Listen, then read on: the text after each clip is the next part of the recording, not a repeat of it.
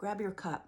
This week on a recent group coaching call, we had a conversation about emotions and how emotions and the patterns that we have around managing our emotions show up. And it was such a common thing with many people expressing concern over how they're handling that in their life and in their relationships.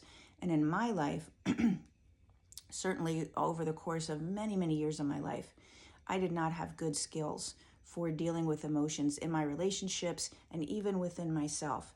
So there's actually 3 different places that you could be in how you handle emotions. But I thought I think enough people would love to shift something about that or really feel unhappy with patterns that they have, that let's just lay that out. So there's 3 places you could be.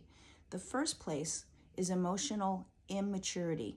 So think of how a 5-year-old might handle something if you told them no, or there was a problem, or they couldn't do what they thought they were going to do.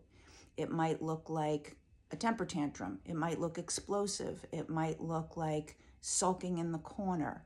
It might look like being mean to other people. In the area of emotional immaturity, there's actually 6 different patterns that show up for adults.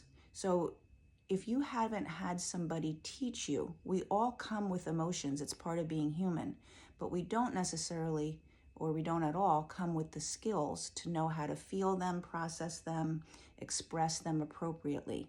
If you didn't have someone teaching you that, if that wasn't going on as an example to see, or people didn't encourage you to get in touch with your emotions, or you were even told emotions are bad, there's a whole range of how that could go, right? Then you're going to stay exactly like you handled your emotions as a child. So we grow and we get older, but that doesn't change unless we actively work on it. So there's actually 6 different possible ways that emotional immaturity could show up, but that would be too long of a conversation right now. So maybe I'll do that tomorrow. But it would be things like stop talking to people. It would be blaming someone else for how I feel. Well, you make me feel blah, blah, blah. And it's your fault that I'm always so angry.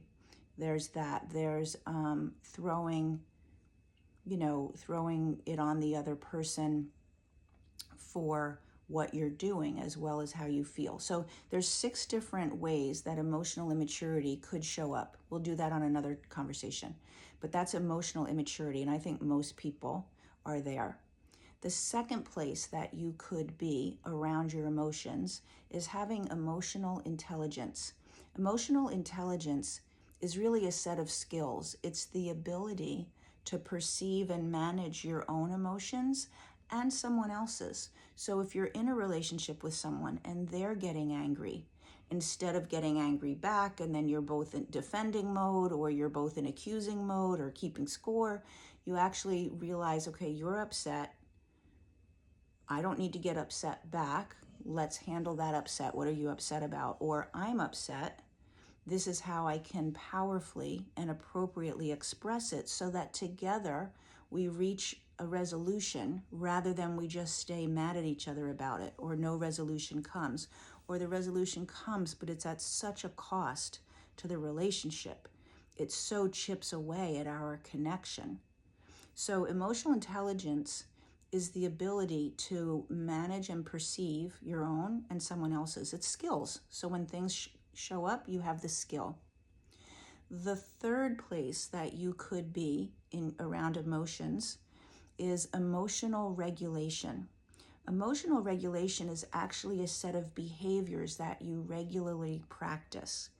So it would include the skill of emotional intelligence and what those skills are.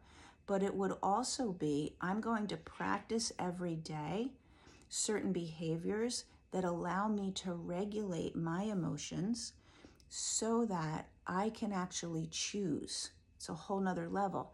I'm going to choose what emotions I let myself sit in, ruminate in. I'm going to choose when to release emotions that are depleting me, that are hurting my relationships. I can actually create behaviors that allow me to have the control, not just respond, understand them and respond when they happen, which is emotional intelligence, but I can actually be in control instead of my emotions running me, which they certainly do with emotional immaturity. But I'm going to be consciously involved in how I move throughout my day and choose the emotions that I'm going to be in. So I would never again use a phrase, you make me feel this way, because I get to decide how I'm going to feel. I choose my emotional response. And it doesn't mean anger doesn't happen at times, but oftentimes anger is showing up not because we're actually threatened, which is what anger is meant to do. Say, no, you can't do that. That's incurring on my safety. That makes me feel threatened. So often anger is really a response to something else, an expectation. You thought they should do something and they didn't, so now you're pissed, right? Frustration, fear at something happening, but you're not really being threatened in your physical safety or your emotional safety, but anger will show up anyway. So having the ability to say, I'm not going to be angry at all these things, that's emotional regulation. So it's a set of behaviors. So emotional immaturity are patterns that show up that don't work, that have things go south really fast, that have you stay stuck in places you don't want to stay stuck in. It's like you're a tall little kid. And when you're doing that, when you're in a relationship with someone, and here's the thing, we typically find people that are emotionally at the same level as us. They may have different patterns, but they're probably at the same level, which is why now there's a relationship pattern that doesn't work, because it's 2 5-year-olds in tall bodies. You get what I'm saying? So there's that, there's the emotional intelligence, and then there's the emotional regulation. When I work with clients, because I did so much work on myself, I was so unhappy with my own patterns that kept showing up and my ability to deal with what life was bringing me and what relationships were dealing with, and I didn't have the skills or the behaviors. So now the work that I've gotten trained in and what we do together is work on getting to that emotional regulation. If you think that would make a difference in your life, even just around your own personal anxiety, your own personal fear about anything, or if it shows up a lot in relationships, please put talk in the comments, because we can have a conversation. It's a free conversation about the work that I do and what you've done so far in your life to address that, what you would still like to accomplish, and if that's a match. Okay? It's a free conversation. So just put talk in the comments and I'll make sure we connect. Have a good day.